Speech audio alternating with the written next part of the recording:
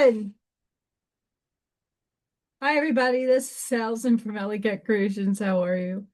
Please like, share, and subscribe to my channel if you have yet to do so. And if you get anything from my work, a connected dot, an epiphany, a mind explosion, a new book to read, a new author to explore, please consider supporting my work. All the links are at the bottom of the description. Alleycatcreations211.com is where you can check out my website. And if you're interested in paint and sip paintings and signs and pyramids and candles and all kinds of fun stuff, I do everything privately, so please email me, commissions, all of that fun stuff. I have to update my website. Things have been a little wonky, but we'll get there. But definitely check that out. Sorry, my teeth. 3D memberships is the first tier to my channel. It's a really great way to support me. You guys get channel member only content, which is like oracle readings for right now. Busy schedule of life. But you also get free entries into raffles, which I have to tweak, being that USPS is charging like $33 to send a poster out. It is obscene. So I'm now having to use UPS, but that's still like at the moment out of my price range. So we'll see about what raffle stuff I will be giving away or choosing to do with you. Um, I am like at the bottom of the barrel and can't afford much, and that was a little unexpected today. But everybody, for the most part, besides one person, I have to redo your label, is getting posters that I made.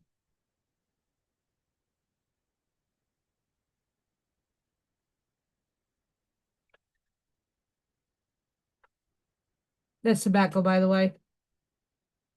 The Inner Radiance, Chapter 12. Cosmic Causes of the World, Conditions, and the Remedy. This is part 2, The Remedy. I'm interested to see what this has to say, and it is already like what is happening in our world right now. Right now. If these are cosmic and karmic conditions from which the whole world is now suffering and which are still impending, what can we do about them? As the cycle of the Piscean age closes and the results of man's unredeemed wickedness becomes consecrated in the last few years of cycle, it must manifest destructively, both by interfering with the deflecting the magnetic currents by which the crust of the earth is sustained, and by unusual storms, floods, droughts, plagues, and pestilence. The ring of fire is on fire. Lots of fires, lots of storms, lots of everything, floods. You name it, we have it. Thus, we may expect widespread cataclysms expressing through all four kingdoms of nature forces, namely earth, air, fire, and water, according to Reverend Walter Wynne, whose astounding pyramid prophecies have come true to date. These days will mark the last battle of Armageddon and the fulfillment of the biblical prophecy. Immediately after the tribulation of those days shall the sun be darkened and the moon shall not give her light because of the terrific volcanic eruptions whose dust will fill the air and sweep around the world, that they together with cosmic dust of the dark nebula will interfere with the light of the sun, lower the temperature, and markedly change the climate of the globe. I'm going to put a pause here. Sure, this seems like it's plausible because of all the volcanic activity and volcanic ash in the air. But again, if we're given a timeline and we're being seen some of these potentialities play out, which we are, we have it within our timeline a capability to collapse a different wave function to entangle to a higher timeline where that does not occur.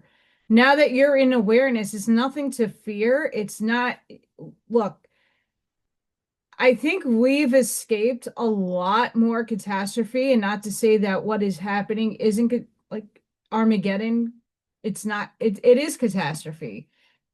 And it is really nerve-wracking and not nice. But if we feed the negative polarity their shit, guess what? It's going to keep manifesting. So we need to choose to collapse and vibrate at a rate of where that's not going to happen.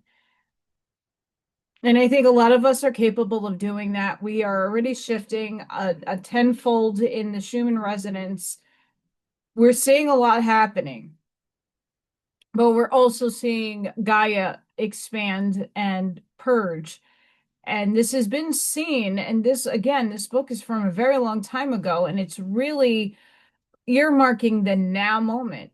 But we, as a collective of people who are interested in this, have the ability to at least put some sort of energetic stop or lessening to God's will. And it is God's will.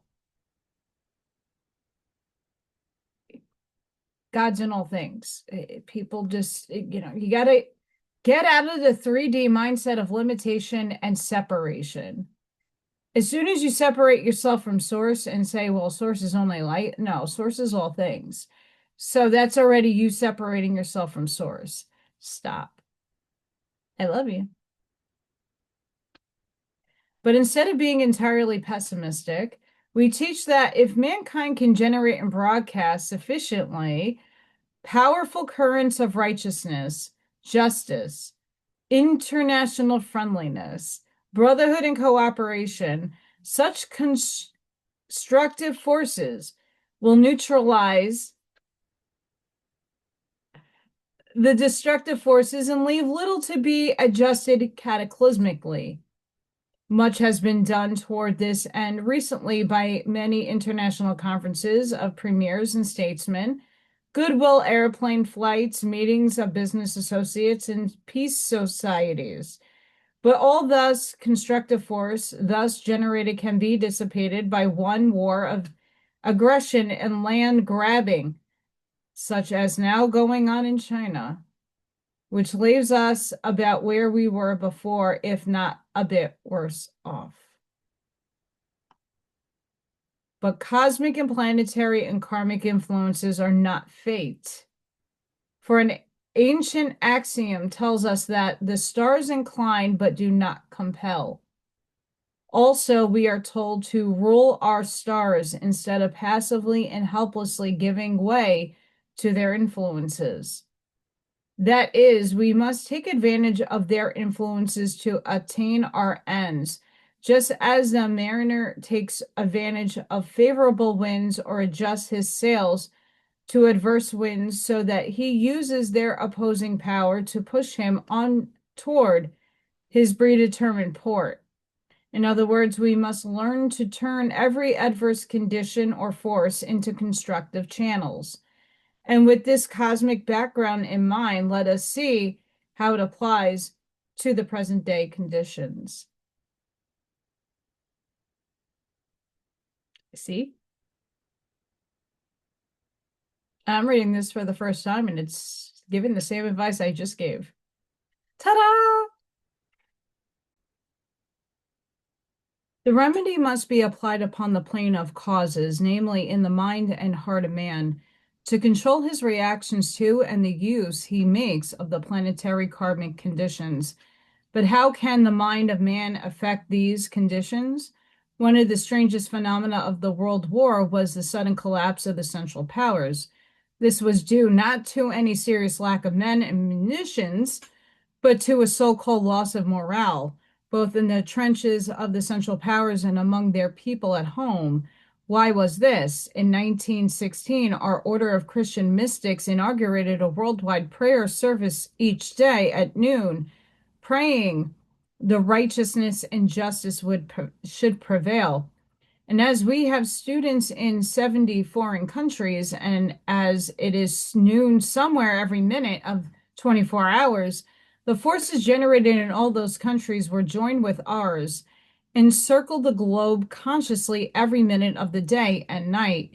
This idea of community prayer was taken up by many churches and other organizations, and as a result of tremendous psychological and spiritual force, was generated and set sweeping through the mental world in great currents of thought force, which naturally affected every mind at all sensitive to its radiating wavelength. It therefore operated against continuing the war and neutralized the war thoughts spread by a smaller number of militarists and ambitious politicians and nationalists. These great international prayer currents became more powerful and potent from day to day as the futility of the terrible carnage of war was brought to man's realization, so that finally the war psychology was neutralized and overcome by thoughts of peace, and the sudden collapse from the so-called loss of morale took place. Now, with psychological and spiritual forces generated in mass upon an international scale and consciously directed to a definite end, could stop a world war, so can they stop a world depression? First, let us take the stock market collapse. While there were economic factors back of it, the precipitating features was psychological, namely fear. The bad aspect of Saturn to Uranus, the planet of sudden changes, and especially Saturn's adverse aspect to Jupiter, the planet of finance, was a predominating unbalancing influence toward unreasoning and frenzied speculation.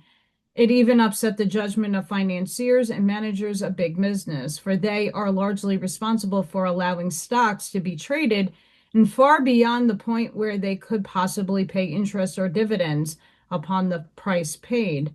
In other words, the bad planetary influences against the planet of finance warp the usual good judgment of all but a few financial leaders, and their warnings were not heeded. Even the Federal Reserve Board was swept by the same force until too late to stem the tide. But why did it not continue? Why the sudden collapse? It was due to a sudden wave of change from Uranus and a wave of fear from Saturn, which the financial and stock market leaders allowed to go on to a panic.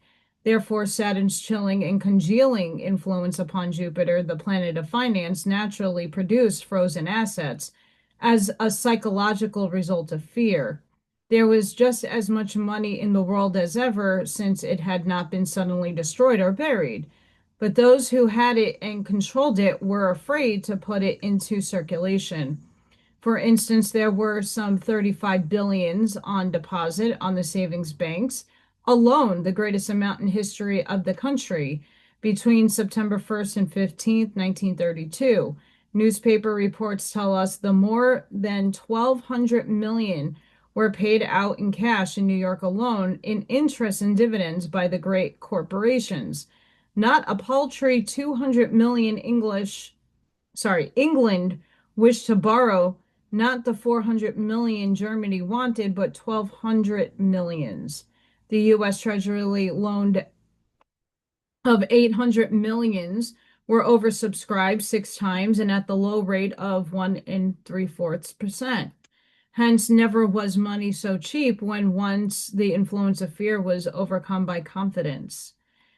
Turning to the constructive side of the picture, what are some of the remedies the impractical mystic sees for such conditions? Firstly, our whole financial system must be revised, that a few groups of uncontrolled banks and corporations cannot tie up the assets of the nation for selfish purposes. And without regard for the good of the whole. We're here now. Secondly, all deposits must be either insured or in some way guaranteed. The savings of a man's lifetime of industry and fragility must be made absolutely safe in some way for his use in time of need. If the banks do not voluntarily work out this problem from within, it will be worked out from without, even if it comes to the point where the government should take over the entire banking system, as it has the post offices, perhaps keeping some of the present officials as managers, but reasonable salaries instead of exorbitant ones now often paid. We have been advocating this for years, and we are glad to say that steps have already been taken in this direction by the Glass bill and the one now before Congress to ensure deposits. We are not financiers and we do not care how details are worked out, but we can see the result if conditions are not adequately remedied. Men of great wealth and those in control of great wealth must stop and realize that they cannot take their wealth with them after death any more than Kruger and Eastman did. They can take only the memory of how they used the funds that were entrusted to them by the great law to administer for the greatest good of all. They will then realize they are but temporary custodians or trustees for the great husbandmen to whom they must ultimately give an account. Therefore, they must never waste the funds in riotous living, nor bury them in a napkin for their own selfish uses, but put them out to constructive uses in such a way that they will benefit the greatest number, including the spread of spiritual and moral principles, and a great understanding of the mystery of life and why we came here to earth and what we can take with us when we return to our home in the higher worlds. Even if the stock market collapsed and the entire business depression was but one phase of the deliberate conspiracy among Jewish international bankers for the ultimate destruction of Christian or civilization and Christian governments, as claimed by some authorities and some Jewish periodicals boast. Nevertheless, such conditions can only emphasize the necessity for either closer governmental supervision or entire governmental control of the financial structure of the country. As to hoarding, long before President Hoover's campaign against it, we had advocated the spending of cash now for every permanent improvement and construction needed, and also for investment. For now, the dollar will buy more than ever before. And as President Hoover has said, a dollar spent now will release $10 in credit.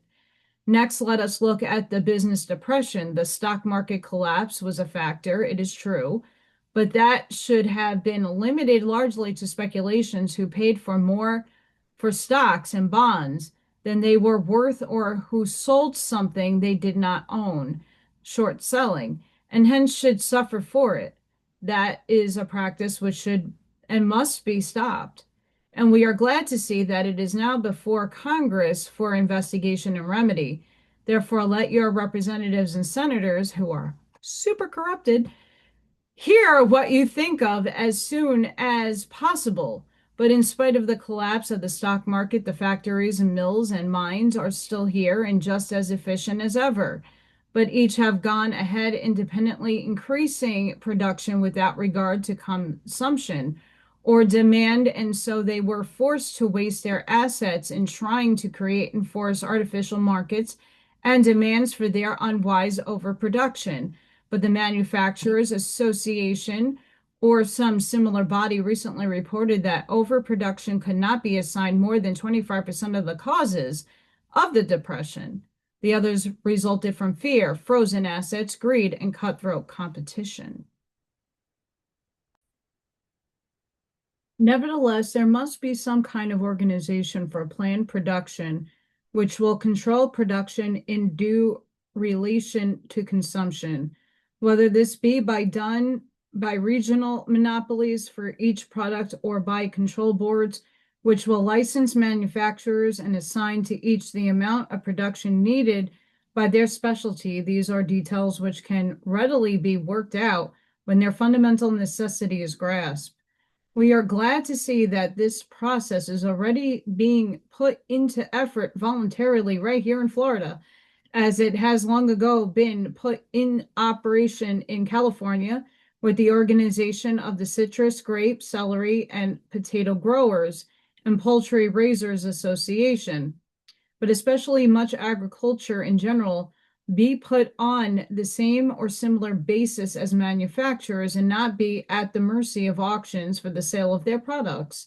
What manufacturer could long stay in business if he shipped his goods to the big cities and took whatever they would bring at auction? Neither should agricultural products be at the mercy of such a system, but should be paid for either at their farm or a fob at nearest shipping point. This method is already being put into effort for certain crops, which are now brought and paid for either on the trees or in the field. But before this process can be more widely extended, there must be some method, either a voluntary or compulsory regulation of production to demand. Also, the price must be determined not by auction, but by a fair profit to the producer. Now, what is the remedy? Production must be geared to consumption, either by voluntary cooperation within each industry or by limiting regional and national monopolies under state or governmental regulation. Big business must also learn that businesses exist to serve the needs of the people with only a reasonable compensation for that service, and not that people exist to be exploited up to the limits of the traffic will bear. If real cooperation and coordination and control of supply and demand is not instituted from within, it will be from without. Since we have been advocating these ideas, we are glad to see the SWOPE plan and others of a similar nature now being seriously considered. As to unemployment, again, we must realize that according to the great underlying law of brotherhood and cooperation, the state and society exist to serve man, and not man for the state or the society. In other words, some plan must be advised, whereby every person shall be guaranteed some avenue of productive employment according to his abilities. Properly arranged, this needs not eliminated private initiative and responsibility, nor put a premium on laziness and inefficiency, nor put the unemployment working man on a dole. These are details of management which the experts in various lines have plenty of brains to work out. Much has been done a preliminary way by profit sharing, unemployment insurance, industrial indemnity, old age pensions, but this must be extended in a comprehensive and inclusive system. Until this is accomplished, after the unemployment have sought for every avenue of activity, even if it be not their exact taste, they should take the mental attitude that they will not be unemployed. If they cannot work for others, let them work for themselves. They should busy themselves in some constructive activity of body or mind. Let them make repairs to the house or the car, mend the fence, paint the garage or the roof, dig in the garden, or if such activities are not open to them, they should do something for a neighbor or for someone else. Let them even offer to work for their keep and let the balance of payment wait for 6 months or a year. Many business should use extra men if the major part of payroll could be postponed for a few months. In any event, such an attitude of mind would tune the worker in with the constructive currents of the cosmos, which have brought all forms in the universe into manifestation as they flow through him in some activity. It will not be long ere some remuneration avenue will open for him. In any event, it costs nothing to try and see it. To sum up, what the mystic sees coming is that mankind must learn that the ultimate good for the whole is the basis of all progress and prosperity, that true brotherhood and cooperation is the basis of humanity's happiness and success, that while nations and races may have definite boundaries, as do the various organs of the body, they must not be allowed to become selfish barriers which prevent the organs of the body politic from cooperating with one another for the good of the whole of humanity, by which cooperation alone their own individual good is assured. And finally, after we have recognized the effect on our civilization of the foul ulcers of narcotic addiction, white slavery, and organized vice and their diseases, also drunkenness and organized crime, and have cleansed them up We must realize that the destructive forces of national and international non-cooperation and selfishness, which inevitably culminate in war, is the great cancer which is sapping the vitality from every organ of the body of humanity. And if these conditions are not corrected by the enlightened intelligence of the practical man of the world, they will be operated upon by the great cosmic law of adjustment in such a cataclysmic way that the terrible suffering which will result will break down the barriers between nations, open the eyes of mankind to the fact that only through the cohesive and regenerating power of love, brotherhood, and cooperation can the body of mankind survive. Only as we seek to manifest the Christ consciousness within our daily dealings with each other and realize that we are indeed our brother's keeper, can humanity be saved from reaping destructively the results of the inharmonious destructive forces we have generated. We mystics may not be practical, but we do see fundamental causes of world conditions and glimpse their results if they are not corrected and neutralized. And we should not be doing our duty if we did not give our vision to the world, in spite of the ridicule and abuse of minds whose consciousness cannot expand to grasp ideas that are beyond their immediate environment. It is therefore a great pleasure to speak to a body of businessmen of so wide vision as to be willing not only to invite us to present our visions of coming events, but to give us such careful and considerate attention and such a courteous reception. I thank you. And that ends that chapter. Mind blowing. And we're seeing all of this happening right now. So, guys, I hope you enjoyed that section. Please share that out because that's happening now. And this was like back in that time. Holy crap. Parallel universes colliding in one. Sending each and every one of you love, light, compassion, grace, shielding, and protective energy. Please go within, be the shoulder, be the lighthouse, seed your truth, light that path forward. And I hope to see you guys on the next one. Thank you for your support, your watching, your everything, because you guys matter and helping seed collective consciousness and the expansion. So until next time, have a blessed and beautiful day wherever you are in the world, and bye for now.